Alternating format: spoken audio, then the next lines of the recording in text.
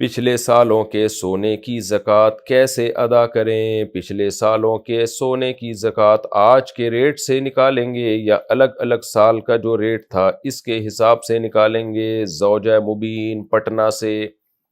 اس بارے میں دونوں قول ہیں۔ بعض علماء تو کہتے ہیں کہ جو پچھلے سال کا ریٹ تھا نا، جب زکوٰۃ آپ پر واجب ہوئی تھی، تو چونکہ یعنی اس شخص ان کی بات کر رہا ہوں جن کے پاس سونے کے علاوہ بھی کچھ ہو، یعنی سونے کے علاوہ پیسے بھی ہوں، چاہے 1 روپیہ کیوں نہ ہو، تو پھر جو ہے اصل سونا نہیں رہتا بلکہ اصل چاندی کی مالیت بن جاتی ہے۔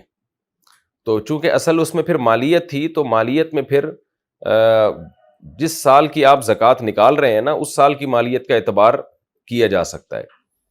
تو آپ کے پاس پچھلے سال جو سونا تھا تو اس میں آپ نے پچھلے سال کی مالیت کا حساب نکالنا ہے۔ اگر پچھلے سال کی آپ زکوٰۃ ادا کر رہی ہیں، اس سال کی زکوٰۃ ادا کر رہی ہیں، تو اس سال کی مالیت کا حساب لگا جائے گا۔ 10 سال پرانی زکوٰۃ ہے تو 10 سال کی مالیت کا، کیونکہ اور دلیل اس کی یہ ہے کہ بھئی چونکہ سونے کے ساتھ آپ کے پاس کچھ اور بھی تھا، تو سونا اصل نہیں تھا، پھر جو ہے نا جو ویلیو ہے وہ ویلیو بیس تھی، تو جو جس وقت کی ویلیو تھی اسی ویلیو کا حساب لگایا جائے گا۔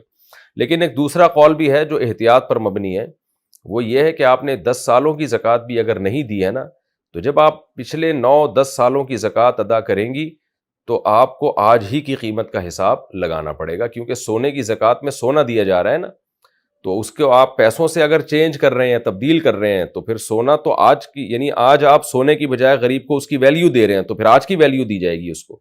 تو دونوں قول ہیں، تو جس قول پر عمل کرنا آسان لگے اس پہ عمل کیا جا سکتا ہے۔ ثواب زیادہ حاصل کرنا ہو تو اس قول پر عمل کریں جس میں زیادہ زکوٰۃ نکل رہی ہے۔